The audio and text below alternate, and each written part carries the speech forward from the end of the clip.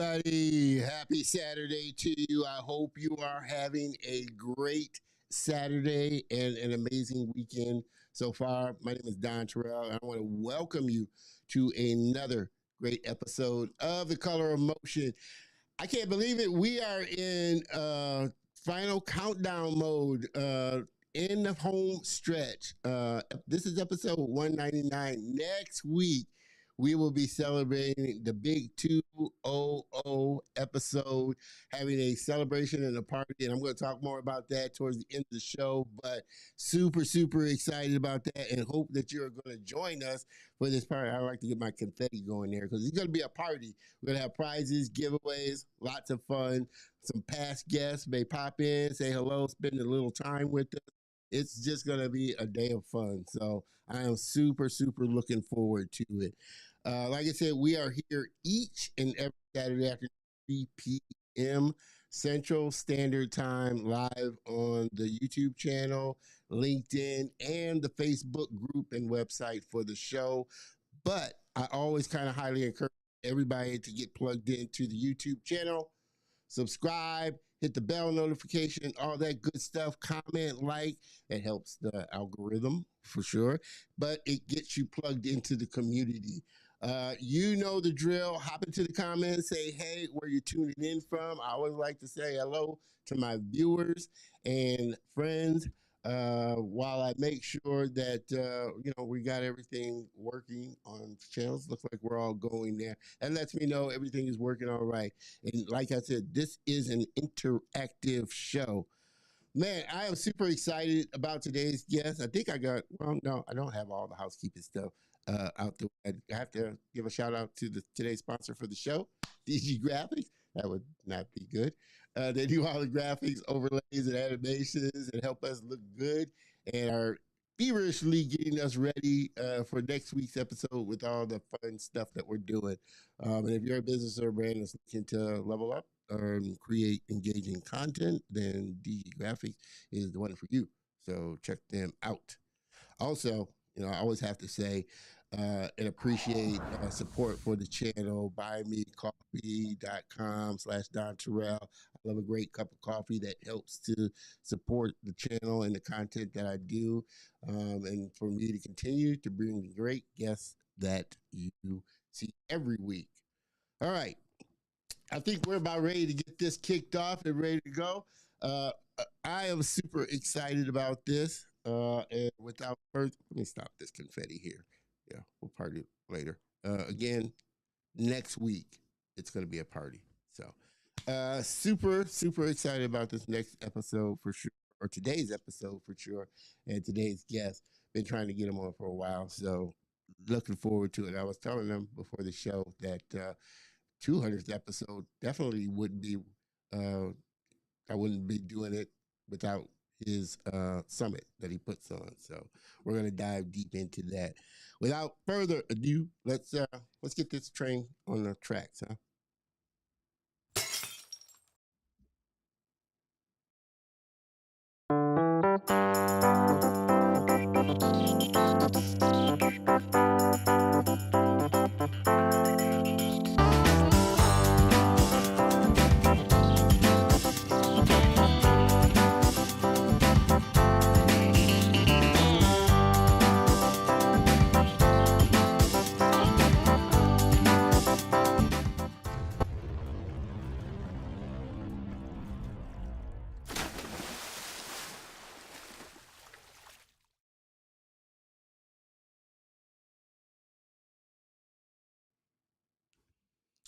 All right, wow, we are back and ready to get this show on the road. Like I said, I've been trying to get my next guest on since season one.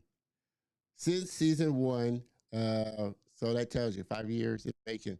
But super excited to get him on the show today and really have a sit down and talk with him about all that he's creating, because him and his co-founder have been doing some amazing, amazing things and really helping the industry and diversity and inclusion. So I'm super, super looking forward to sitting down, talking with my next guest. I'm going to do this one a little differently. He's going to give his own little bio. I'm going to have him tell a little bit about himself before we get to show on the road. So everybody, help me please welcome our very special guest and friend, Mr. Keith White.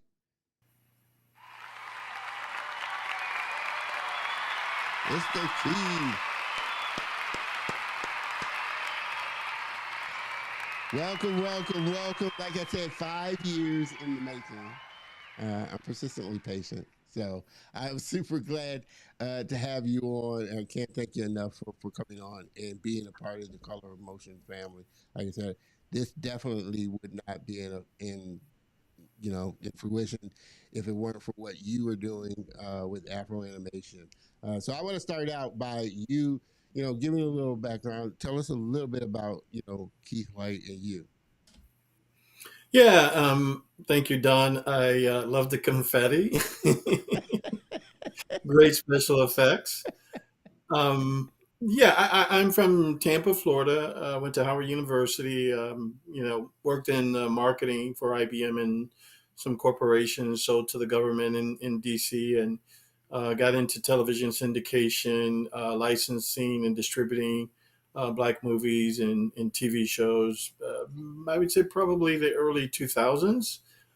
Fast forward, jumped into some internet ventures where we were actually a platform we had called Zuga TV, very similar to YouTube back in 2008. Oh, But wow. we were the family friendly version of YouTube, meaning like you didn't see two people, mud wrestling on our platform. So we licensed mostly short form premium content from major brands and broadcasters. And actually, had I stuck with it, man, I would probably just be as wealthy as the people at YouTube, because I remember we were probably one of the first five Mm-hmm. platforms back then in 2008 to get the iconic Yeah. pre-roll ad video that's so iconic on YouTube today. So we were one of the first ones to get that. The problem there was that users just hated to see a 30-second ad in front of their content. So it killed the Oh, user experience. yeah. But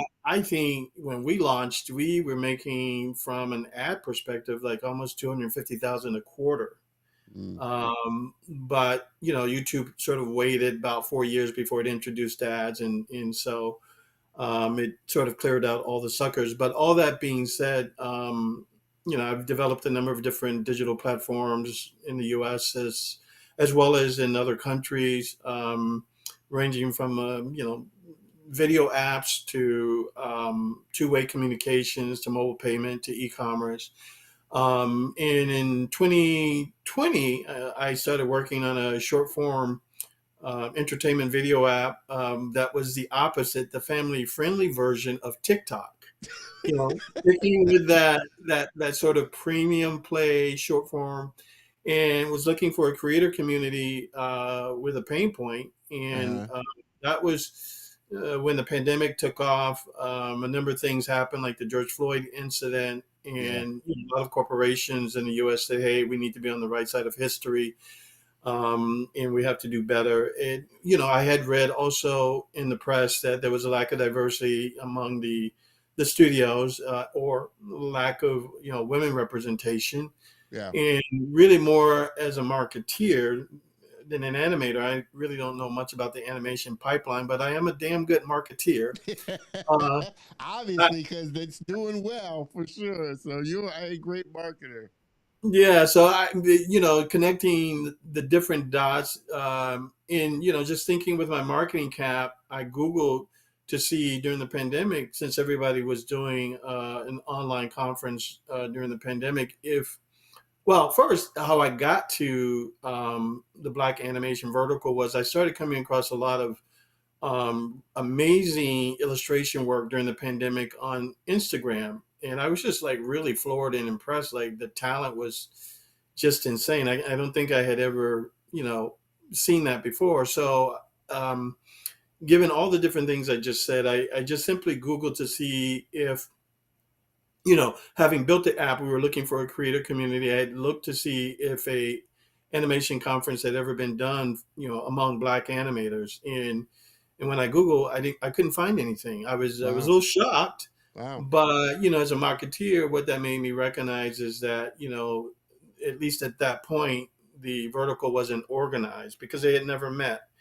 But also recognizing that, the studios had a diversity problem, there seemed to be sort of a lack of a highway or bridge to connect the animators, the black animators, with the studios and vice versa.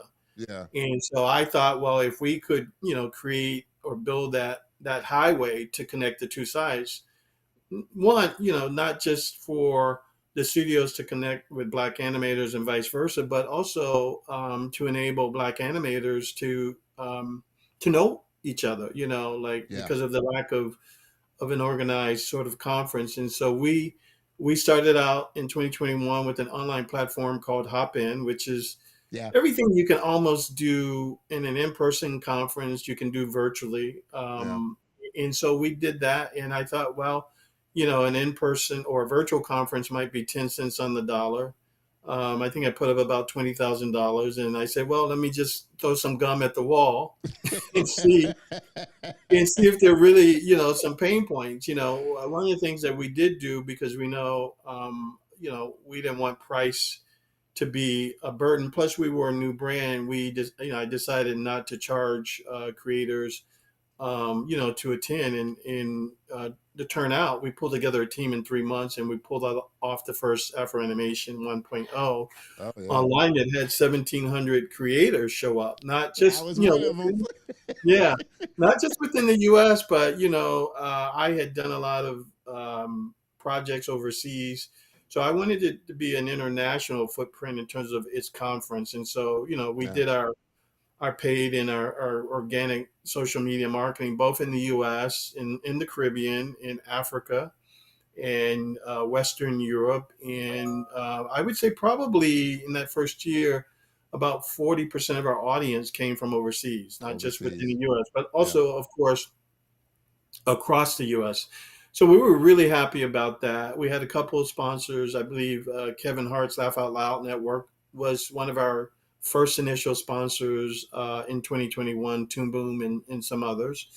And then, Before you move on to that, I'd like to ask you: was that, you know something that was just innate for you as a marketer, or did they approach you? Did they saw the event and thing that you reported? Because that's always my thing is, as you're putting a thing together and a program and you're working to get sponsors, how are you connecting with, the executives and getting the people that are really getting behind and putting the dollars behind, Afro animation to really grow? Was it a hard thing, or was that easy, just you being a marketer, you being the type of person to just reach out and make the connection? yeah, for me, when I decide to do something, I'm looking at what's the void and is there a big enough pain point? What's the problem? And as I was saying, there was this sort of lack of connectivity between the studios and the black animation vertical, and the lack of, black animators across the country or world, not having organized and not knowing each other. And so, I felt like, with my background in terms of having built digital platforms and sort of having the know-how of not necessarily pulling together an online event, but logistics and, being an entrepreneur for a very long time, I felt like, Yeah. well,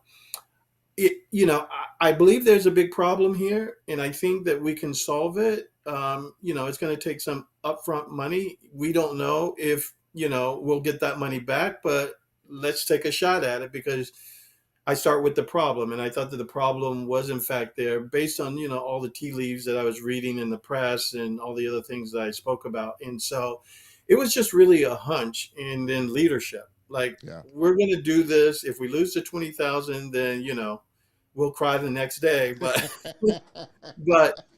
I think this is worth a problem to try and solve in terms of connecting the two I, different sides. And yeah. so it was just really based on a marketing instinct and the hunch, and what I thought was a systemic problem in the industry based on, what I had been reading and what my intuition told me.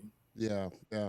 And I think you summed it up eloquently right there. Seeing a need and then knowing whether okay, I got an idea to solve that need and building that bridge for them to cross, for both parties to be able to cross easily. When you initially got the thought, did you already have in mind the people and team that you were going to pull together, or was that kind of a working, you didn't know and No, you no, put no, no, together type of thing? no, not at all. So, I had the thought, and then I don't know if you remember this platform called Quibi, Jeff and Katzenberg. Yeah. Yeah, so they raised a heck of a lot of money, and they ended up having to close that down maybe a couple of months afterwards. It didn't work out, and so I'm, fishing through the internet, and I'm like, who's leaving? Who might I be able to tap? And I'm looking for, a person of color that's in that organization, and I found Rio. Okay. And just like you go fishing, you throw the bait out there. You say, "Hey, I'm doing this, and we need support, and I think you'll be a great asset." And luckily, she said yes. And so the team started with me and Rio, and sort of we built from there. And I made calls to various friends. Hey, do you know a great marketing, social media person? And so it just all got built, from the ground up in terms of talent and staff. And fortunately, and well, like our creative director, I had worked with, who's based out of Nigeria in Lagos. I had worked with him on some other Yeah. projects that I thought he was extraordinarily talented. So that was a body that I could just sort of reach out to. He joined the team in video. So I knew a couple of people, but from the ones I didn't know, we had to build, but they were all committed to it, and they jumped on board. Yeah. Yeah. Great. Mr. Dewan, appreciate you as always. Greeting, Don and Keith. Happy Saturday. Always appreciate you supporting the channel there, Dewan. And Mr. Wayne, I actually think I met Wayne. I think he went the first season and might have met him. Like I said, I met pretty much everybody or majority of the guests that I've had on the show those first two years of Afro animation, because I didn't, it was virtual, so I went and it was great. I connected the breakout rooms, and people got to chat and connect and exchange LinkedIn profiles. So it was really good, and really made some amazing friends. So you can obviously see the impact that it's made. I mean, did it really surprise you that you made it to this point? Because I look back at when you started the show at the same time, or you started Afro Man at the same time I started Color Motion. Wasn't sure I'd make it this far, but were you sure that were you did you just know that this would catch on because it was a problem that you were really solving? Did you feel like it would be as big as it's getting now, and you would get the support that you're getting now?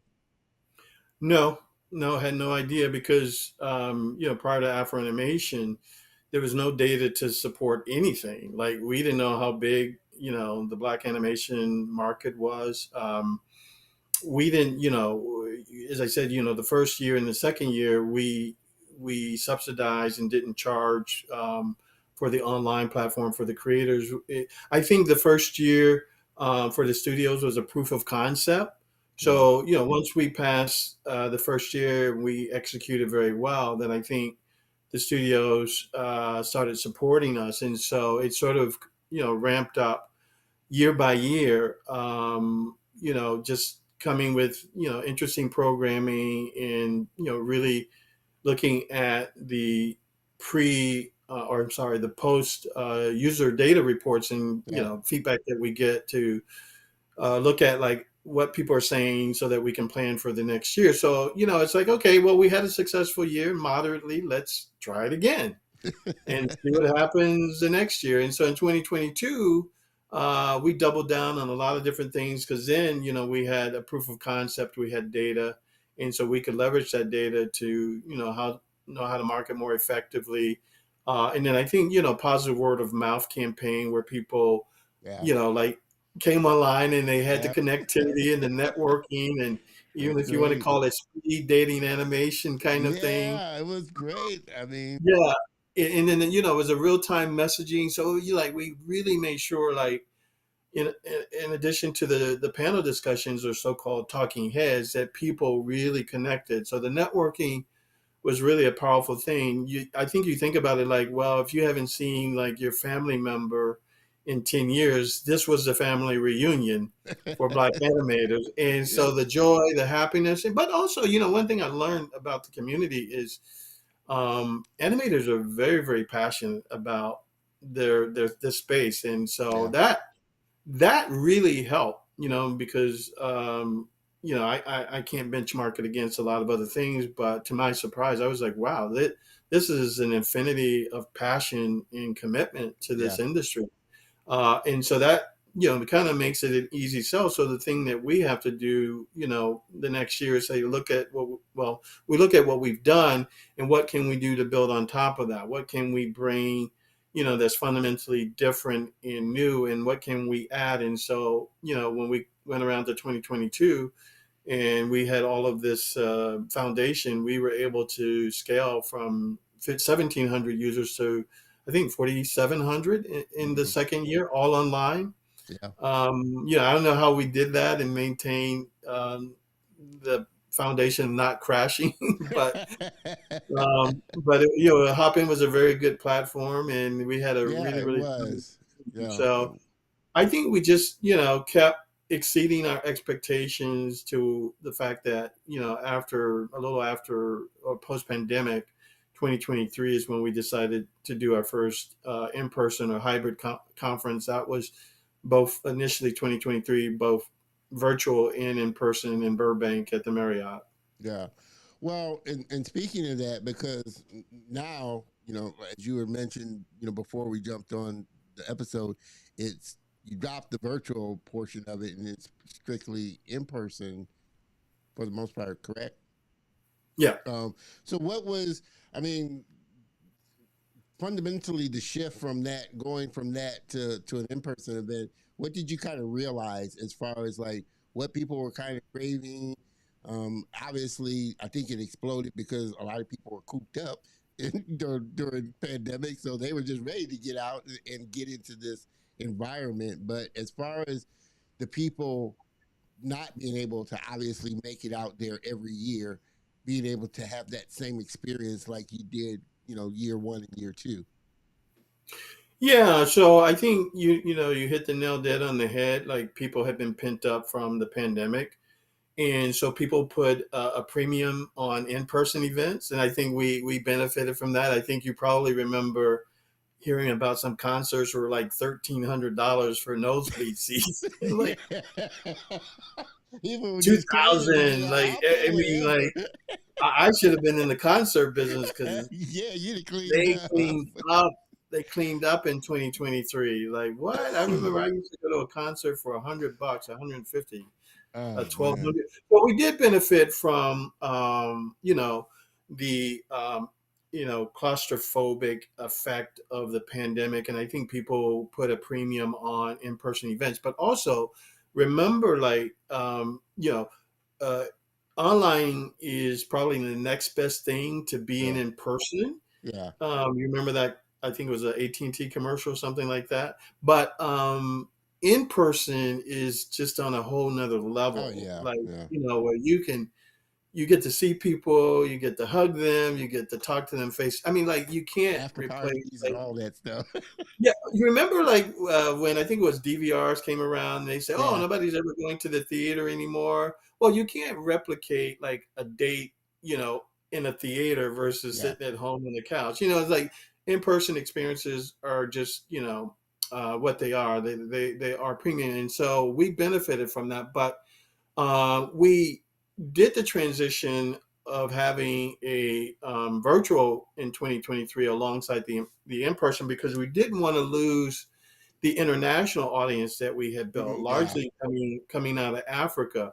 And so we kept it, but unfortunately, and we tried a number of different pricing strategies to keep the African audience in, but even like, $9 tickets or whatever the cost was, but we didn't get them to bite. Fortunately, we did sort of break even with our US audience who, you know when you look at the cost of doing the streaming and everything like that, I think we broke even. Maybe we made a little bit of money. I don't remember, Yeah. but we abandoned it because at the Marriott they don't have their own AV structure set up. We have to bring all of Bring it that in. in. Yeah. Then on Wow. top of that, we have to add streaming to it, so it gets to be Yeah. very costly to pull it off, and you don't know whether or not you'll get the audience virtually. Despite the fact that we didn't get the international audience in 2023, we did get a U.S. audience. But when you look at things and you make some decisions about what to chop and what to keep, we just decided to chop it. Yeah. And the one of the things that we have always heard, like when people come to Afro Animation in person, is like it is the most friendliest conference in terms of in the animation industry that they've been to. Like it's personal. You can talk to the speakers. You can network with them. They come out from Yeah. behind the stage. They don't just like go through the back door and then out Yeah. to the limousine. They come out and they talk, and Yeah. so that's like extraordinarily powerful when you're a young person or really any talent that like you get to meet like a Kemp Powers from Yeah, you have that one-on-one time personal that you can say, "Oh man, I spoke with Kim Powers and got to ask him a question." Floor Norman has come twice, and young people get to take first professional animator Yeah, considered a black in the United States that worked at Disney. Disney. He's there Yeah, near Burbank somewhere. yeah, Others, one of the guys from the Boondocks has come out. yeah. Wow, wow. A lot of them. So, even Chris Sanders came, the creator of Lilo and Stitch had a fireside chat. So imagine like, would you think like you'd ever get a chance to meet the guy who created that? Well, he Wow. came off stage and he got in the audience and people just kind of went bunkers. Yeah, and see, and as we were talking about just before the show, what you do, aligns so smoothly with just the reasoning why I do the color of motion, just giving people the access to creators and being able to ask questions and talk. Of course, as you mentioned, an in-person event, which I would love to do, like a panel, like a really in-person panel type of discussion thing. But I know that's much more personal and powerful. Again, being able to walk up and have a director such as Kim Powers and Floyd Norman, the animator Floyd Norman, being able to speak with you that looks like you. It's a big powerful thing for sure. This Granny, appreciate you tuning in. Hello, everybody to tuning in. We are having an amazing conversation with my friend Mr. Keith White, co-founder of Afro Animation, and been telling him that color of motion wouldn't be in effect without Afro Animation and the people that I connected with, which is why uh, functions and events such as you are so important.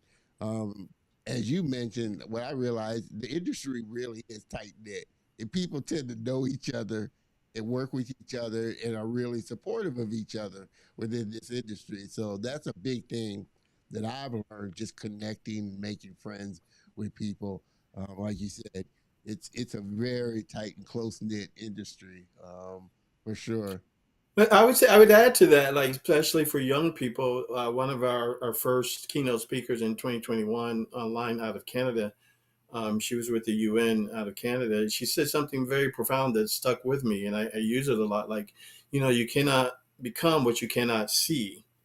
And so, to the degree that you can actually like see these individuals up close, personal, shake their hands, talk to them, that's extraordinarily powerful, especially for young people who, you know, even Don't get people that that work in the opportunity industry, to. like I haven't seen a black person in God knows, but to see them in person, I tell remember you, back in the day, like in our community, doctors and lawyers were what you Aspire to be. aspired to be, right? And so because they were in our communities, and so that made a lot of sense. Like never before, in my life up until AfroAnimation had I ever seen or known any person of color that was behind the scenes or creating Black characters. Like imagine if I knew that when I was a kid, Oh man. Scooby Doo and the Smurfs. I mean, Yep. our hands were all over that stuff, but we don't know. Yeah. So it's important for us to know that history. Yeah. And you guys know how I always if I drop bombs, I have to drop a bomb on that. It's such an which is the essence of the color of motion because I know how powerful of an image that is to see somebody that looks like you just doing what you want to do and just let you know it's possible. You can do that if you put the effort behind you. Everybody just joining in, you know how I like to say this is an interactive show. So hop into the comments and say, hey, or for you, what's been the biggest kind of learning experience putting on this event? I mean, that you kind of pulled away so far has been the biggest try to challenge and biggest learning experience for you putting on an event like this. Well, it's a lot of moving parts. So logistically, I have a little bit of a logistics background, and so as I said in the beginning, like an in person, a virtual conference is a lot more manageable. But Yeah, when you're doing a in-person event, you've got 1,000 moving parts, and yeah, so you like literally start 5 months or 6 months before, and you say, "Here's 1,000 pieces. You've got to knock off, X amount each week, so that when you get the opening day, maybe you've got one or two small things." But it's really a process. It's a lot of work. You know, doing events, and fortunately our team has grown, and so a lot of that work is delegated, but I still have my hands in it, probably more yeah. than I need to. I have to keep checking the blood pressure every like what Man, like I you can blow only your stat. imagine. Yeah, I can only Yeah, so imagine putting that an event like that together because, like I said, it's a hotel, it's accommodations, it's speakers, all that. It's a lot, and most people don't see the all the little piece, like you said, 1,000 pieces that have to fall in place, for it to come off and it's everything. like the Wizard of Oz making, behind the machine, Behind the making the curtain. city run. Yeah, I mean, so that's probably really the biggest challenge of having to do that. But we're adding more people, Yeah. and it's not always necessarily financially rewarding. Like I'm not going to Honolulu or something for 2 months afterwards. Like I barely can get to He's got Miami Beach. a Swiss Alps mansion. No, I do treat myself, and I do go to con, either Creative Festival in the Yeah, South yeah, of yeah, France, yeah. Well, do some you festival. pick up things that do you go when you go to other summits and conventions looking about, well, this kind of looks pretty good that I can implement in Afro animation. Is that how you kind of approach going to con and other things? Yeah, yes, you do see things that resonate with you, and you're like, okay, well maybe something like that. That happened actually earlier this year. After Afro Animation, I went up to Vancouver to SIGGRAPH, Yeah, and I was at that conference, and they have the expo booth, and you do the things that you do when you are in the expo hall, but they had an interactive area right in front of the expo, and I thought that was really interesting because I want to move towards touch and play, like not just having panel discussions with talking heads, but we need people to be using the devices, yeah, illustrating, yeah, yeah, yeah. storyboarding. being interactive with the technology, especially for Yeah, young kids. Like, you can't have them sitting in an auditorium listening to adults yeah, for yeah. 2 hours. No, You need to make it interactive. yeah. I thought the drawing competition that you did was a great touch.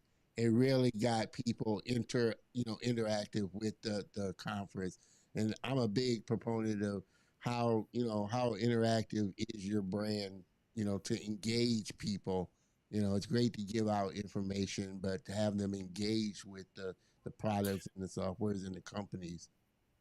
Yeah, I mean, you want people walking away with tangibles, like, oh, Yeah, I learned something. So, early 2025 at AfroAnimation, we doubled down on workshops on Saturday when we did yeah, our creative job fair, which was a new activation. And every room I went to, every workshop was full. yeah, Like, there were people hanging outside the door, and like we had done workshops before, but not, I would say, as refined as we did in 2025. hmm, We just stacked them every hour up on the hour, and it was just like amazing. Like, yeah, that educational process of making sure that people walk away learning something or gaining an insight, yeah, that was visual and interactive, and yeah, being taught by people who are doing the jobs that they want to do.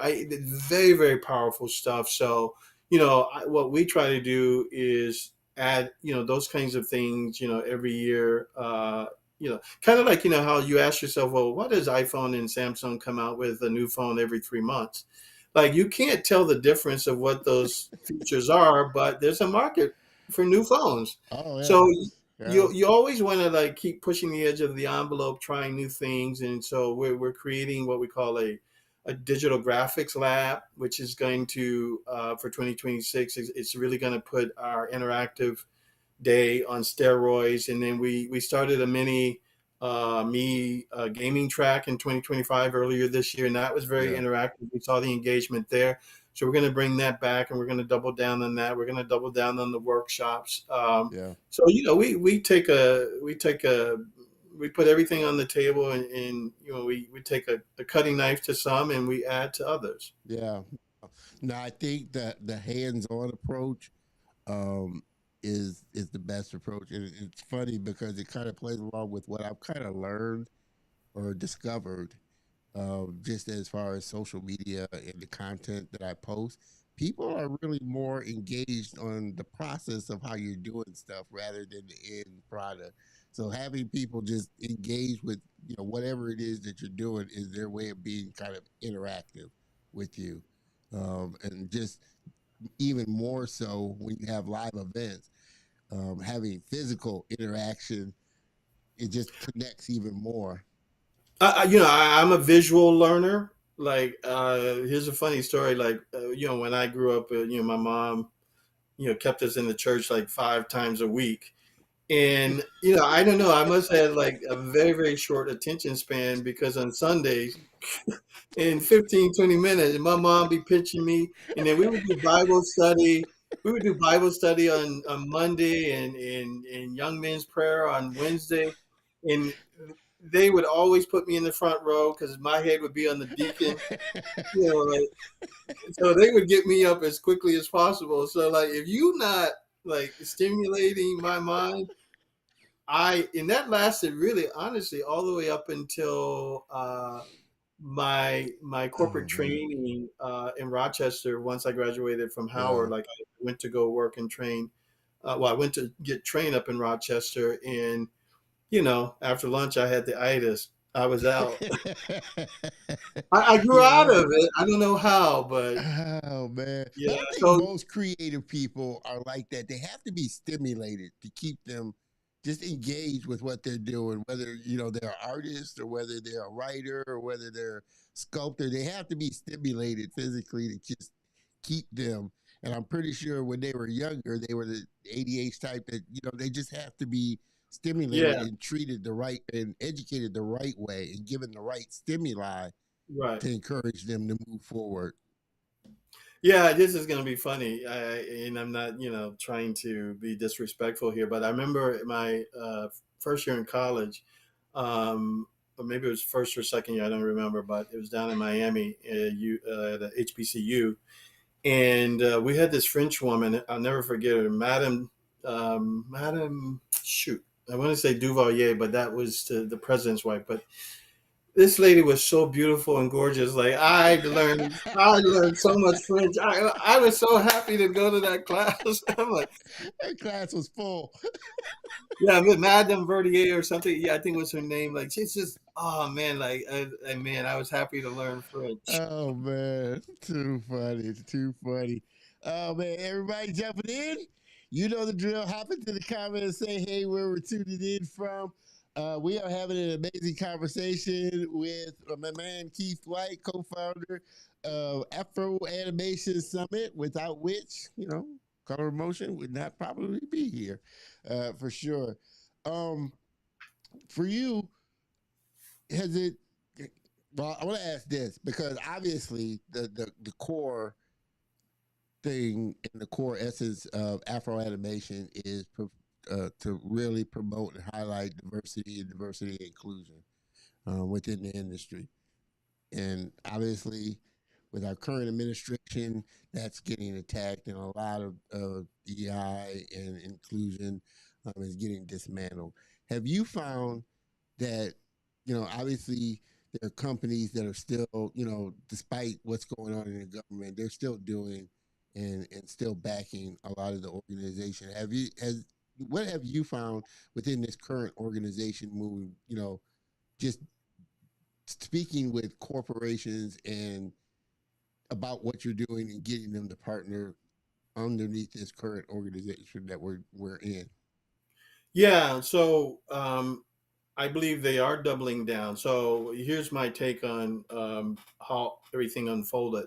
So you had the elections, and then you had the dismantling of DI infrastructures, you know, via the government and other places. And so when that kind of stuff happening, a lot of corporations will pause because they don't know what to do or what to think. And then on top of that, in LA, of course, we had the LA fires like a month or so after. So, we had a sort of a triple whammy.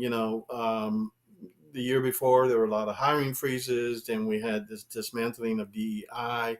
And then we had the LA fire. So we did have four of our big sponsors not support in early 2025. But I believe that really had more to do with the LA fires because, um, as a corporation, if you need to take care of your employees versus spending it on a sponsorship, because your employees were affected by the LA fires, that makes a lot of sense, and that's the right corporate responsibility thing to do.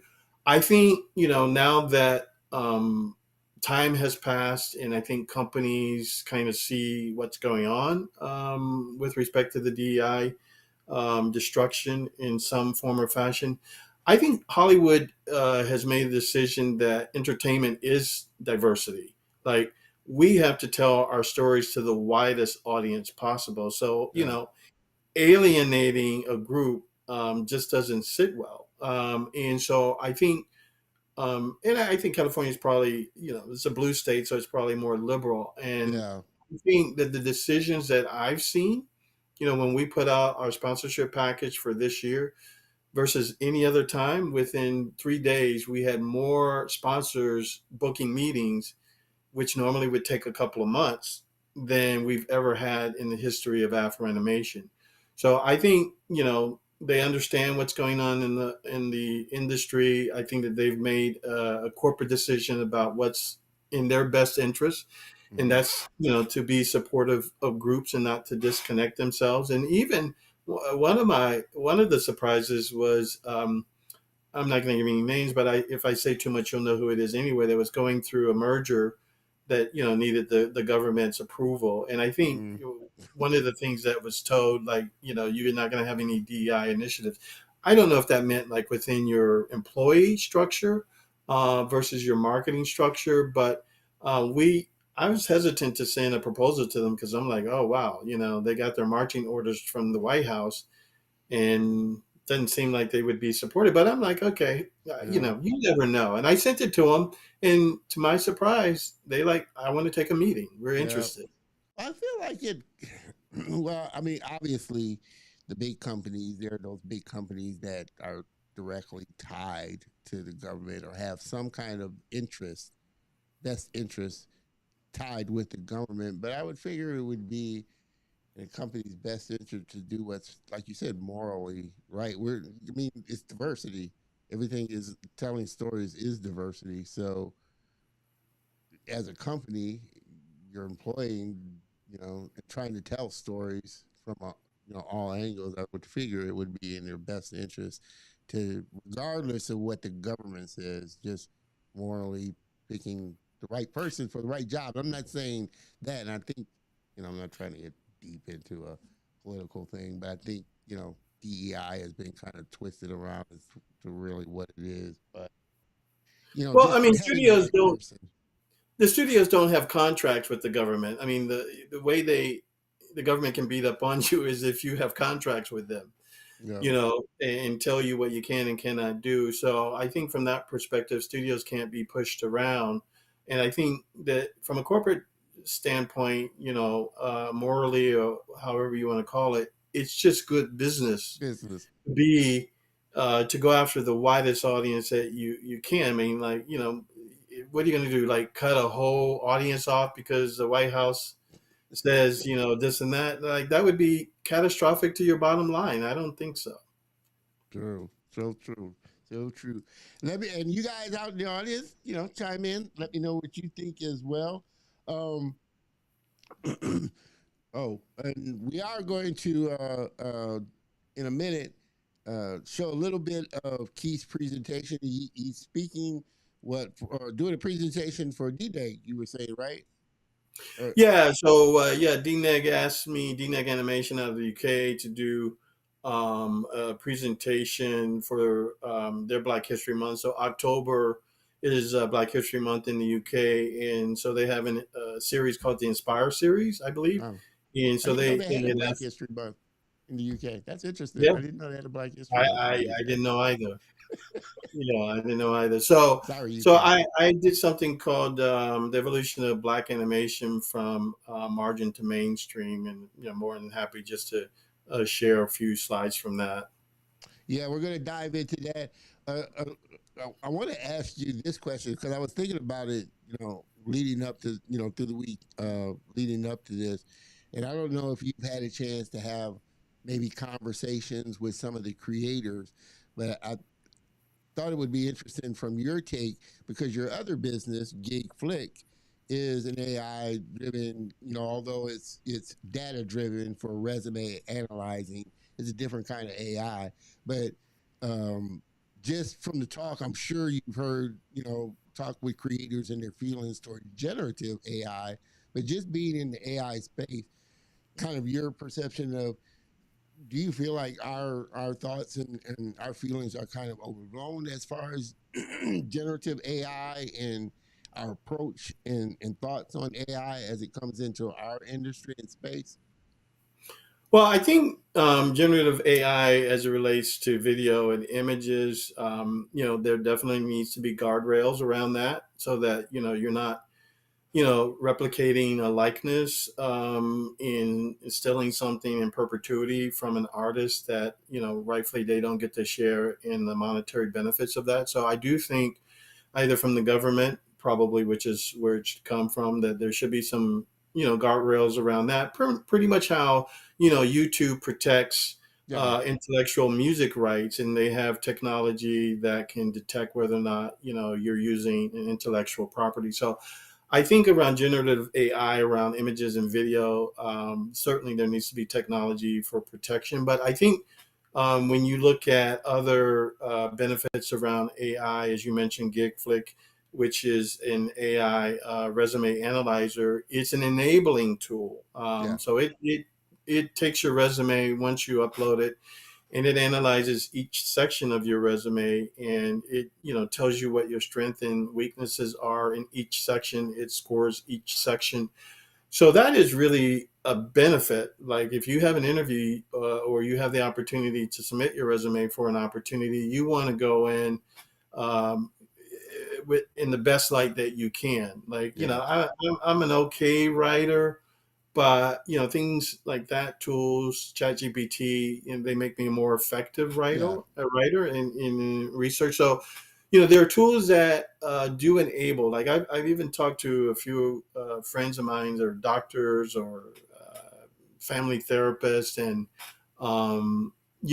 they see ways in which you can use like conversational AI to understand what the patient might be going through before they arrive at the office, and then extracting uh, data that's the guidelines for how you deal with mental health, and then providing that in advance to the therapist or the mental health counselor to kind of know what, before that patient comes in the office, what they might be dealing with. That can be very helpful when you have a combination of artificial intelligence plus human intelligence can produce a Yeah. better outcome. Yeah. As it gets into medicine and the ability to speed up research based on the ability of AI being able to make these enormous calculations that would Yeah. just take. So you kind of have to look at it in where it makes sense and where it's beneficial. I do believe that AI is here to stay, and I Yeah. think that the jobs of the future will ask about what AI skills you Yeah. have in addition to your soft skills and your other skills, because I think that corporations, the incentive is, how can we automate processes or make things better? Now, yeah, of course, maybe that's going to displace some other people, but like, before we had cars, we had horse buggies, right? Yeah. So I what was happened talking. to all the people that worked in the horse buggy ecosystem when Yeah. cars came along? So, there will be opportunities, and you just kind of have to, not be Yeah. fearful of that the industry is going to change because of the advent of AI, Yeah. but there are new skill sets and new opportunities. Like, I don't know if it's true or not, but I was listening to a podcast where they were saying, like, because of all these new AI data centers that are being built, they're going to need like 100,000 electricians, Yeah. you Yeah. know, And in the IT country. people. And IT people. Yeah. Right, right, right, right. So there's going to be an adjustment, but if you think about it, like we already have, like when you go to the airport, you're kind of enter self ticketing. Like Yeah. It's all they don't even going want to to talk that. to you. Like Yeah. they only want to talk to you to get your bag. Other than that, it's all self service And in the even that, pharmacy, I've been in at some where stores. it's self check. You're checking their bag. They only have a person there standing in case the machine breaks down or some kind of problem. But Right, you right. And check I your think there own are certain bag and airlines put where now you put your bag on the thing, and they don't even have a human being. So, these are sort of semi versions of robots. yeah, They're not the humanoid robots that you see walking around, but these are systems that are designed to replicate efficiencies where it makes sense. And so, yeah, yeah. there will be some jobs lost, but there'll be others created. Yeah, yeah. No, I totally agree. And I always tell people it's it's kind of such as the nature of technology. It's always this strange transition from the old to the new thing. Like you said, the horse and buggy to the car, from, even the horse and buggy to the train. There's always this strange transition when you're going from what you've done forever to something that's just new that I don't think people would have thought, flight would have been commercialized when the Wright brothers went up in the air and started, flying. So it's strange. The AI is the same thing. It's not going anywhere. It's technology. So it's this strange transition from what we were doing, just like 2D animation to 3D animation. It's always a gap. Well, remember the Napster use case, like Yeah. it's like the music industry was like, they're stealing our Yeah, music. it's and just and and then Apple came along, created iTunes, and made, each song 99 cents, which was enough to be an impulse purchase.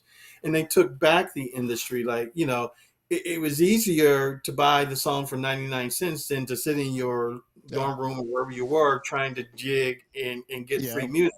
yeah. And so to that degree, when you have these technology, sort of the valley of death, to you go over to the next side, there are always going to be sort of uncertainties and unknowns, Yeah. and that could be scary and frightening. But But it ushers ultimately, in a new era, like thing, like you were talking about, the Apple Music and stuff. And when Prince came in and made that big thing, changed his name and started taking the rights back, all the other ones started saying, well, how can we stream our own music now and sell our own music now? So it always ushers in this new kind of thing that's going on that pushes something, new or well, challenges you to do one other something thing, new. Don, think about, like, even in the record industry, like back in the day, an artist used to be able to make money from the record sales in concerts.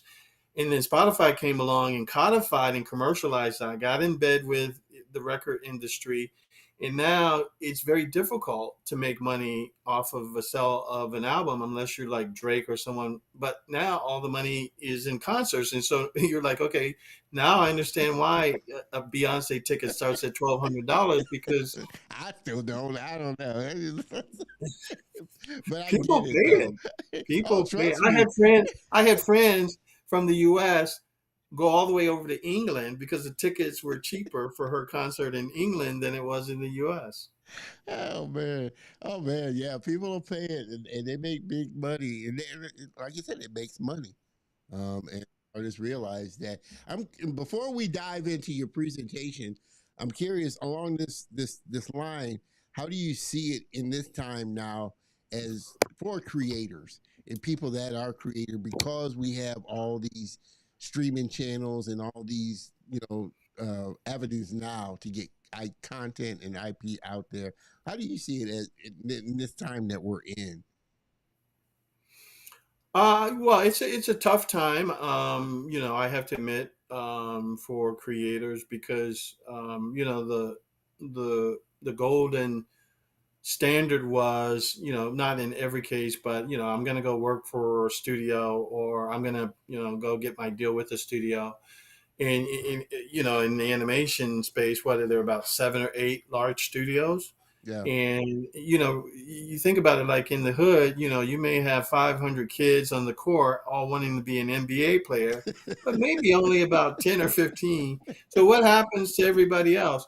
So I think that that's kind of, what we're up against. And then the industry has just gone through so many unstable situations, from hiring freezes to the Yeah. pandemic to the fires to the DI, you name it, in the Yeah. last 3 years. And so now, as a creator, you have to think like, okay, well, I'm passionate about this space. I don't want to give up about it. I have my dreams. What are alternative, distribution and financing options where, I just have to go out there and pull myself up by the bootstraps and get it done myself. And so you start to look at, platforms like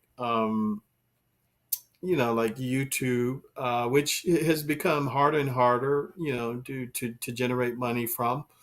But I think, there'll be other platforms that hopefully will service specific niches where, creators can monetize their IP, even if they don't have opportunities, through Yeah. the studio channel. So it is a little bit of a challenge, but I think that that represents an opportunity for anyone that can get to, a place where they can build platforms where, creators can share in the revenue, opportunities in posting their content on those platforms. So I think that there's more platforms like that have to happen. Like, you think about, like, maybe you and I are a little bit older. I don't know how old the audience is, but when we were growing up, what were there, 4 network stations? If that. Yeah, ABC, NBC, CBS, And Fox, PB. and then UPN and CW came, right? Yeah. So But now we got 900 channels, and if you had asked me, Don, like, would you ever be like, would you ever watch anything? If you had asked me 5, 10 years ago, would you have any interest in the military channel? I would say no. But interesting enough, when I've channel surfed, I haven't seen it in a while, but at some point when I was doing channel surfing on cable, I don't know what, something about the content on the military channel caused me to pause, and I did that quite frequently. So what I'm saying is, like, I think that there has to be other distribution platforms that are very niche focused, where a niche audience can get their IP onto that platform and then monetize it and sharing the Yeah, revenues and benefits. So I think a lot more platforms have to happen like that. That's a business that I came out of.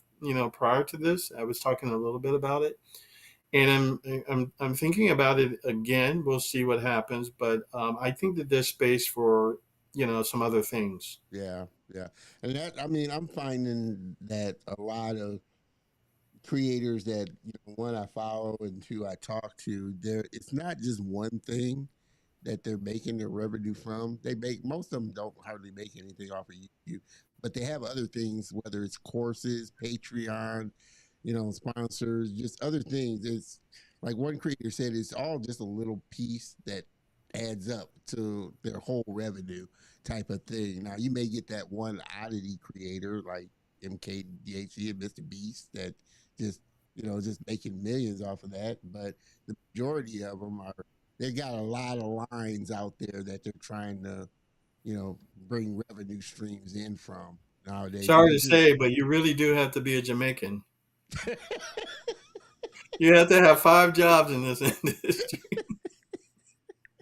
but Sorry again, to say, if I think anybody's out there, Jamaican. it affords the opportunity for those creators that have the gumption and the drive and the passion for their own idea, the ability, it takes a lot of work. It's going to take an awful lot of work to get your own thing out there. But, if you want to, you got Kickstarter. If you feel like it's that good and can drive people to back it, you got Patreon. You got all these. That's what I mean as far as like, if you're a filmmaker, you got YouTube to at least. And I realized this how powerful social media is. I don't know if you've seen the movie. I'm going to do a review on it. It's called Good Boy, No. horror film, but it's Hmm. told from the perspective of a pet dog. Amazing, amazing film. People, you need to watch. I'm going to do a review on it. But I found out because it, just came across my feed, and it's a real, low budget, real. I think his budget was 3 million or less to do it. So that's low for a film, and it had limited release. But because he had such virality from the trailer that he pushed, they expanded on the release of it, and so that showed me the power of just when you find a community that backs your content, how far that can push your content even further. And I think when they see that you have a community that's vested in your IP or stuff, they're gonna open it up the doors for you and try and get it out there even more. So that's why I say, you know, again, it takes a lot of work on your part. You have to be that kind of go getter type of person to really see a project from beginning to end, get people obviously passionate behind your idea to help you with it. But you're not capped by say working at a studio or feeling like, well, they're not going to use my idea here at the studio or this. I have to go through that channel, or they're going to change my idea some kind of way, this and that. And I just feel like now the playing field is a little more level as far as being able to compete and get your idea out there and show that you have a community. I think that's the main thing. They want to see if they know you got a big enough following behind you, just like with Mr. Beast. They saw he had millions of people behind him. So, yeah, Yahoo, YouTube, and all the other ones will come and offer him anything. When they see your community is that vested in what you put out. Well, remember, like, you go back to Issa Rae. She started Yeah, Issa as Rae. as a YouTube Yeah, series. Now, I think that was 10 years ago plus, but I think YouTube has gotten smart. Like they're just not giving you, No, a yeah, hundred, you have two to work hundred, four harder. hundred Yeah, thousand views. Like they rigged yeah, the algorithm where you have to pay for that now. yeah, But she was able to flip that to a deal, and yeah. I think one or two other artists that Oprah, kind of the same. She started with syndication, and she was lucky to get her IP back from I forget the name of the brothers, but that was syndicating her show, and then the rest is history. So I think when you can kind of get into the tent, even with like one success, like even if you think about like anything theatrical, you can monetize that against other ancillary rights. So you Yeah. have airplane rights, you have basic cable TV rights, you have premium TV, you have international rights, you have some other kinds of rights, and so one success in one category could parlay. If you know how to market, you always need a good marketing person around you. And I'm not saying that just because I am one, but they're worth their weight in gold. I told a friend of mine, who was fortunate enough to get about $500,000 from the French government down in St. Martin to make a film, first time film writer, producer, director. And I kept saying to him, you got to invest in marketing. He was so bent on having the highest quality, having the best music, Hmm. flying actors on first class all the way from Africa, seven Yeah. thousand dollars a ticket and back. I actually he asked me to come manage a week of his set, and I had to fly one guy who had missed two flights. He can only fly first class because of his knees, and missed the first flight. Then I had to fly him through the Netherlands. Then I had to fly him through Trinidad, and then I had to get a small Boy, propeller plane to fly him to Anguilla, and then by boat. I mean, I'm like, he and must have been so some actor. I mean, honestly, he was a really good actor, but I mean, like, you got one shot. You got one shot to make this work, and you're fortunate enough to have raised that amount of money, and he just didn't believe in investing in marketing. Yeah, And I was telling him that really early, and unfortunately, he made a decent movie, but he never got distribution. yeah, And yeah, then he ran out of money, so it's like, well, now you don't have the money to invest in marketing. yeah, yeah. So, as you know, and this is kind of offbeat in the topic, but as a marketer, do you have a formula for how you would say how you would have approached the project in getting it out there and using dollars in a more effective way?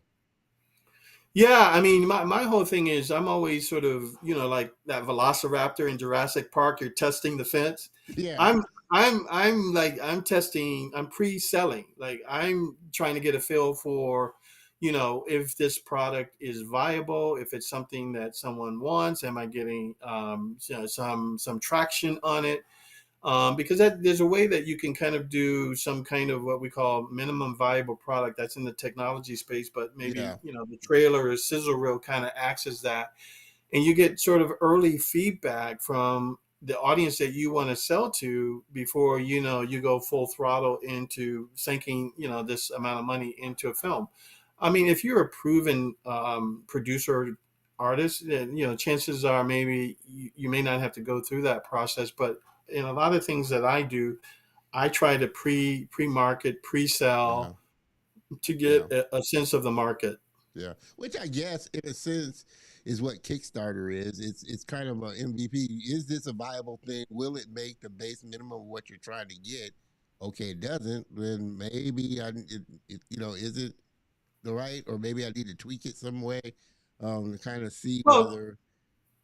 think about, like, I don't remember who uses this formula in writing books. Like, they'll write a chapter and then they'll put it out, Yeah, yeah, get feedback, yeah, and then based on that feedback, they may already know what they want by the end of the story, but that audience feedback and engagement is yeah, so important. That's why I was saying, like, post Afro Animation, we do these surveys not only with our audience of attendees, but also with the sponsors to kind of know, like, okay, what did you think? What did we get right? What did we get wrong?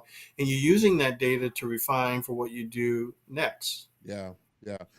And everybody just join us. We're getting ready to jump over and take a look at a couple of the slides from Keith's presentation before we jump back into the conversation. But again, you know the drill. Hop in there if you have questions for Keith or just want to shout out and say, hey, just put it in the comment. But we're going to jump over here. Keith, if you can share your screen, I can get Sure. that going. Uh, all right. Let me pull this in. There we go.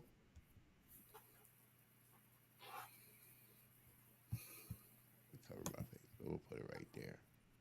All right. So Keith, I'll let you take the wheel. Yeah, so I'll just run through a couple of slides, and it'll be real quick. But DNEG Animation out of the UK, because of Black History Month in the UK in October, asked me if I would do a presentation for their company employees. And I came up with the title, The Evolution of Black Animation from Margin to Mainstream. And really, basically, the focal point was to guide us through a historical look at the journey of some key Black storytellers, not just in U.S., but from a global footprint, and explore the cultural shifts that opened new opportunities in audiences. And so this is what this presentation is about. You know about me. This is early trailblazers, 1950s, late 50s to 1960s. So we know Floyd Oh, Norman, yeah. really widely recognized as the first Black animator at Disney, hired in 1956, and some of the IP that he worked on. Had no Brahms, idea that they had an anime. That's what I mean. I had no idea they had a and I watched Disney. From where I right. from that Well, age. let's go back one second. So the theme here, going back to, and I think that this is really paramount, is you cannot become what you cannot see. Like even in the research in a lot of this, I had no idea that there's so much Black talent that was behind stuff that I grew up with as a child. Like, just completely floored. But So he was among the first to have Black characters and visual storytelling drawn by Black hands in the white press, and then produced a lot of insightful editorial cartoons for the Black press as well. Um, and then you have Mustafa Alassane, is combined traditional African storytelling with hand drawn and stop motion.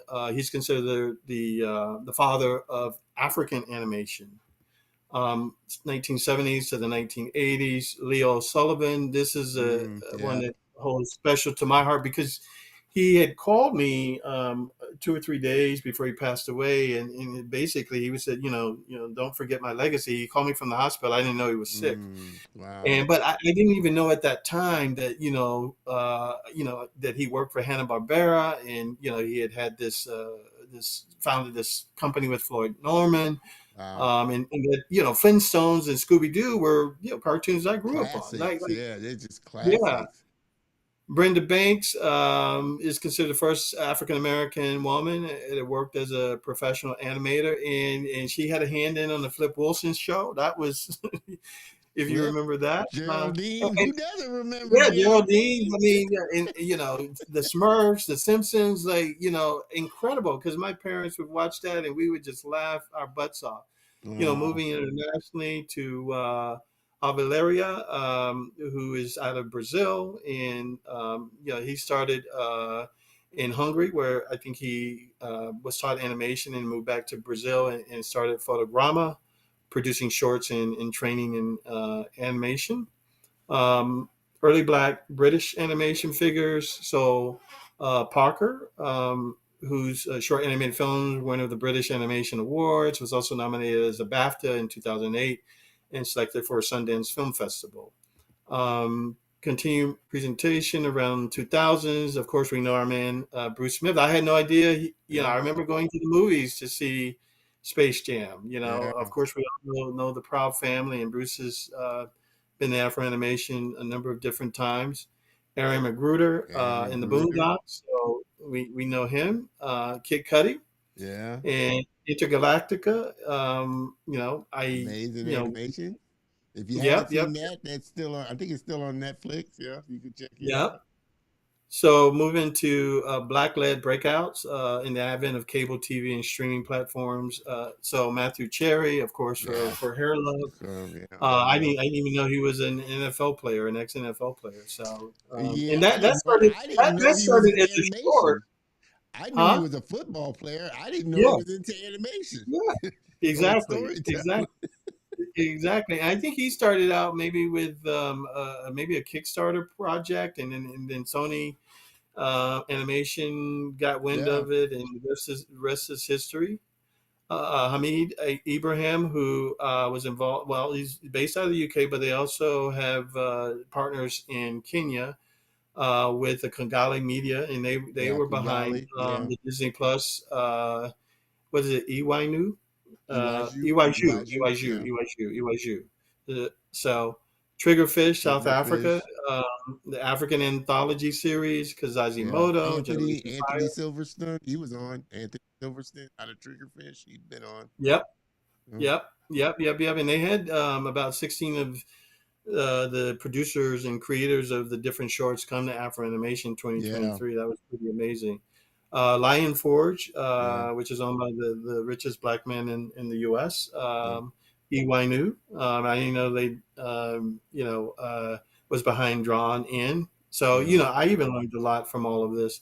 I think Black Panther was really kind of the inflection point where those who have the ability to greenlight IP and to provide the financing based on, what they were projecting um, Black Panther would do and what it actually ended up doing. I think the recognition was, or the validation was, is that black-led IP, can perform at the box office and can generate revenues to the point of Yeah. 1.3. Which Uh, I think we all do that. It's just it was proved. I think Black Panther just proved it. I think we knew that right, it could do just right, as well, if not right. better. So the myth has been forever shattered that Yeah. that these things won't sell. So I think also Spider-Man Across the Oh man. Spider-Verse, Yeah. although not an all black cast, but you've got an ethnic half I think Dominican or Puerto Rican and half black, Yeah. you know. Done by our friend Kent Powers, and so Yeah. that generated almost 2 to 3 times what was spent in production, Yeah. And what you and call then worked not on the first one, right? yeah. Um, I've been trying to. I think I've been trying to get him on. Worked on the first. He directed the first one. Because Yeah, Kent he did did the that second one. Malcolm X movie in Miami. Yeah. It Man. was on Amazon Prime. I forget the name of it. But yeah. So yeah, Ken Powers has been at Afro Animation, an amazing speaker, very talented. And so now you're starting to see co-production deals where the Copeland brothers. I think they just came out with Wednesday at Grandpops or something. Is the name Yeah, of that yeah, movie. yeah. I saw that. I've seen Yeah, I haven't seen yeah, the we're trailer, working but with I saw them the to artwork. to screen that in UK in December. But now they have a deal with Leica, and so whatever they're going to be working with Leica to come out with, that's going to be interesting because I think that they're mostly stop motion. Yeah, like a stop Um, motion. Mm, and so these are just things that I suggested for the corporation as well as the creators within these companies. And ironically enough, like, this is a company of 10,000 people. And the guy that was the moderator was like, there were times I'd never seen the black people. And I probably only seen 4 or 5 since I've been yeah. here in 10 years. So, I mean, that I'll stop Wow. sharing there. But, you know, Wow. That's like I said, that's the kind of stuff that really inspires and really can motivate somebody to really you have to let me jump over here to this thing. He had to log I think he accidentally logged himself out. So we'll jump back in. But yeah, that like I said, half that stuff I wouldn't have known, which is kind of the essence of what you do, what I do, is to expose, other creators that, these creators exist. Stuff, working on classic stuff that we all grew up on, working on amazing stuff in today's time. I had it on again, Luis Gonzalez on his last episode. He worked on Sinners, so doing storyboards for Sinners. You just got so many amazing people working on these projects and in these productions that you would just not know that are out there, just creating these amazing things. So that's why, platforms and shows, events like Afro Animation, platforms and shows like Color of Motion, and so many of these other organizations like Lixa and Black and Animator are out there to really show and connect all these creators of color, you know, that they're out there doing stuff. Yep. Amazing, amazing, amazing information for you. That's gonna be a great presentation. Yeah, I yeah. should We be. were talking. We were now talking to a couple of colleges to do presentations during Black History Month in person, and so we're just starting those conversations now. So we hope that we can get to as many colleges as possible during Black History Month. This presentation will expand because if you think about it, like you know, you can kind of say, Mattel went with the Leah doll, and that was a huge success. Like it sold out. Like you Yeah. can see these adjacent successes that are sort of somewhat first timers, but I think that that's a recognition and a validation I that mean, those things. I mean, most people probably wouldn't know that a black man invented, the modern day video game. A black man invented the right. super soaker. A black, there's so many black creators out there invent these toys and things that we just are everyday items, everyday things that we consume, but that you would just not know that a black hands touched it and created it. Right. So it's important for this type of presentation to be out there, even to the point where maybe even making it into a documentary, I was just just so thinking that that. I was just thinking that it'd be a great yeah. documentary. Yeah. Yeah, and so and with a documentary, we can dig so deep, and we can, there's Oh a man. lot more talent out there that we could, shed a light on, and so, yeah, that could be something of interest. Yeah. I just saw online. I think it's Macro. I think the company is Macro. He's Yeah. like a film producer. They're supposed to be doing a new Basquiat, uh, new Basquiat movie. Just like I said, creators like that. I never knew about Basquiat until I really got into art school and started learning that creators out there are like that there are creators out there, like I said, that look like me. I was like, wow, okay. And I had a chance to buy a lithograph. I was in New York some years ago visiting, and I came across a store that had a lithograph, and it wasn't very expensive, like $1,400. Mm. Can you imagine if I had bought that? Oh man, jeez, man, I can only imagine having an original of his one of his pieces. But that's why that's why I'm so I'm biased, but I love being black because there's so many just black excellent creators out there that you just wouldn't know. Right. So I'm proud to be black. Be proud of who you are. Where in history that's behind you there. For all our guests, man, I told you, Keith, this time goes by quick. We're almost at an hour and a half. Yep, So no problem. it flies by for sure. And like I was mentioning to you earlier, I definitely was hoping to get your co-founder Rio on, but definitely this gives me a chance to bring both you and her back on next season and have a great, more in-depth episode uh, about Afro animation and what you're doing. I'm curious from last year's analytics and data, what were kind of the one thing you heard from the attendees and the one thing that you heard from the sponsors that you could look to tweak. Yeah, I think the only thing primarily that stuck out was like we moved from the Marriott in Burbank and they had a convention center attached to the hotel, so the footprint made a lot of sense. But quite frankly, they started treating us like the mafia, like taxing us Oh man, I taxing remember. us for everything. Like it's like this is insane, and they kept ranching it up. So I changed the footprint, and I took the AMC Theater downtown Burbank, and then we contracted with a few hotels, Cambria being the headquarter hotel. And so, although we have an incredible improved production facility in terms of the size of the screen and the sound and the seating, it's a little bit of a disconnect than what we had. Meaning, like in the Marriott, you had the main hall, and then right to the side you had the expo hall. So you're going to bypass the expo hall. It's right there before Uh, going into, or vice versa. So the continuity of the flow was a little bit,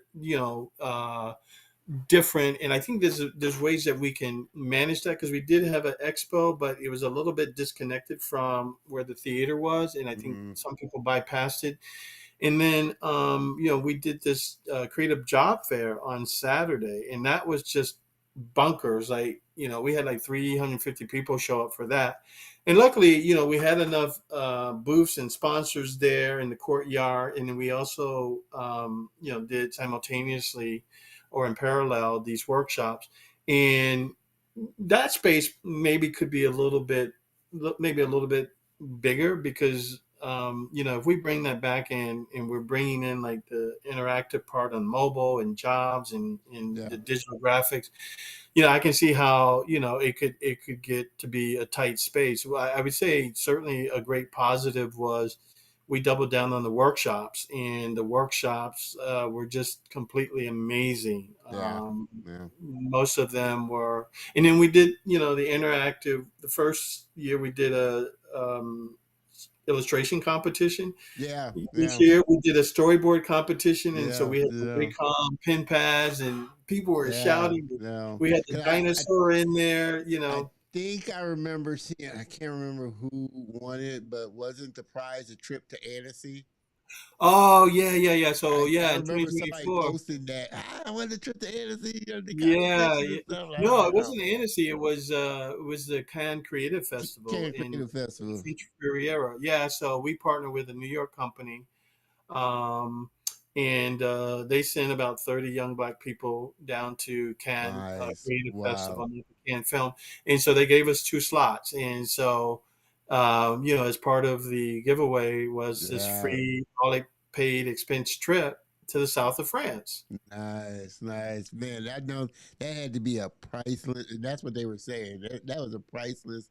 You couldn't pay for that. It's just a priceless And it experience. was unexpected. Like, people really didn't know. I remember the young lady that did a post video that went, she was like, her parents thought it was a scam. Like, Like, yeah, oh, this is right. real. These tickets are real. They're sending you to the south of France. Yeah, get out of here. And then she says as time goes on, it became real. And so, and she did this incredible post viral video about it. Oh man, that's And I've been great. to the creative festival, and I love it. I love it. Actually, quite frankly, I do like it more than the Yeah, film festival down there. yeah. So It's yeah, so it was just amazing, and I think they won tablets and everything. So like, we are throwing new stuff all the time, yeah, exciting stuff. There's a lot of, we're doing this pop-up animation store. So we're talking to not just like what we produce in terms of, characters on t-shirts, but we're talking to all of our studio partners to put yeah, characters under one umbrella for merch, and making that like a very cool experience and a retail yeah. experience. So we're doing a whole lot. Wow. And see, in as as I bring the ship back into the dock here, that's and we talked about this a little, on our before the show, and then when we connected, which is why, you know, I was so feverish about getting you and Rio on the show, because I knew what you were doing, and just, finding some way to just get plugged in and giving back to the community in some kind of way in the things that you're doing, and wanting to be involved in that kind of way, just being able to give back, like you said, things that, and that's where, hopefully, developing with partners such as the ones that you're partnering with, being able to get in from them to be able to give back to the community as well. All about, for me, it's all about exposure, because as I told you before, that's the main reason why I started the show. Was I know how I was as a little kid. It would have gone a long way for me Mm. to sit and have a conversation with a black cartoonist, and I finally did when I had Ray Billingsley on the show. And I told him, I said, "You're probably the first black cartoonist I met, you know, and just the stories that he told about creators of all the comic strips that I grew up on, that he had relationships." So that's what I mean, as far as I had no idea that, there were creators of color that, were putting out content and creating great content out there. So I just want to be like you, of kind of a vessel that builds this bridge to kind of help creators in some way, shape, or form. And I think, what you do, what you and Rio have put together with Afro Animation, it's such a needed thing. It really is. And I say this, just from the heart. It's a needed thing because it really helped me, and it really connected me with creators that, and in a space that I felt like I was drifting out of, just, being in commercial, and, as life goes on, you drift away from what you want to do. But meeting creators such as the ones that I met at Afro Animation let me know that, wow, okay, there is this thing that I can do and can achieve, and there are people out there, and it's helped me to build relationships and connections with people that I can learn from, and just, you know level up my skills as a creator. So I have to thank you, Keith, both you and Rio, for putting an event together. And I would love, I think it would be great to come out to Afro Animation, do a special 2 day live show, or however, it's 3 day, right? It's a 3 day. Well, we're going to 4 days, but the, Oh the wow, 4 days. animation part of I it, was I was yeah, gonna. the animation part will be two, but then we'll get into the interactive side, and then we'll do the creative job fair. No, So, no, I would love to come out, and, the full time of the convention or the summit, and do a live stream. I've been trying to get more into, as people know, more remote live streaming of the show, and I just last year partnered with a filmmaker who started a film festival in Vegas. So I did a remote live stream of the show out there last year. I'm getting ready to go back out there in December to do it again. But just being able to connect, and his is an independent filmmaker, film festival for independent filmmakers. But just that, being able to expose, just viewers of the show to other possibilities and other, groups, expos, summits. It's all about helping each other. Like I was mentioned, it's a small community of creators, and, everybody knows everybody, and everybody kind of helps and looks out for what everybody is trying to do. So that's what I love about this creator community that I'm a part of. And again, Keith, I cannot thank you enough for coming on and being a part of the Color of Motion family, and anything that, Afro Animation is doing. Talked with you about being a sponsor of the Color of Motion. This is something definitely that my viewers are craving for. Just other events and things that they can attend to. So for me, it's about bringing value. yeah, no, thank you, Don. Keep up the good work. All right, everybody. This has been an amazing, amazing episode as we close this out here. Uh, yeah, this has been a good one. Keith, if you could hang on for just a second while I close this out in the green room, so I can talk to you a little more, I'd appreciate it. But again, everybody, man, like I said, We're down the home stretch. This has been a good one and a good one to kick us off and push us towards episode 200. Everybody, again, help me thank my guest and friend, Mr. Keith White from AfroAnimation, coming on and sharing his passion with us. Hang on, Keith, while I close it out in the green room here.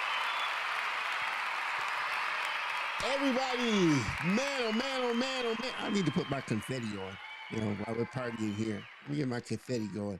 Man, oh man, oh man. This has been a great one. Like I said, I wouldn't be here if it weren't for the guest that just, we just had on, and what he's doing with Afro Animation. Everybody, well, pretty much everybody that's been on the show, all my friends and guests, I pretty much connected with those first 2 seasons or those first 2 years of the event when it was virtual. I connected with a lot of creators, and it just snowballed from there. So I am super excited about next week. Next week is just gonna be the bomb for sure. We are celebrating. Where is it? Oh, I should have. There, yeah, there we go. We are celebrating 200. I need to turn the confetti off. Celebrating 200. I like to say 5 years of chaos and fun. And it has been 5 years of mostly fun, but there's been some chaos in there for sure. But what I've learned about live is what happens live happens live. And so you'll get a chance to see some of those. We'll be going through that, taking a little stroll back down some of the 200 episodes and giving away prizes and lots of fun gifts and giveaways for sure. So I definitely want you to come and help celebrate with us. Yeah, see, that's the prize wheel there that I'm planning for the week. But definitely want you to help us celebrate this 200. I didn't think I'd make it. I really didn't. I didn't think the show would last that far. I knew it was a good idea, but I just didn't know it would, last this long, or that I'd be this passionate about it after 200 episodes, 5 years of doing it, for sure. But it's going to be a blast, and I don't want you to miss it. So please, please, please make sure you share this and be a part of our celebration. Couldn't have done it without you, the viewers, and definitely without my guests. So, as I always say, thank you, thank you, thank you for being a part of this Color of Motion family. All right. Have a great rest of the day. Have a great weekend. And more importantly, have a productive week. I will see you at the party next week. Same bat time, same bat channel, everybody. Cheers.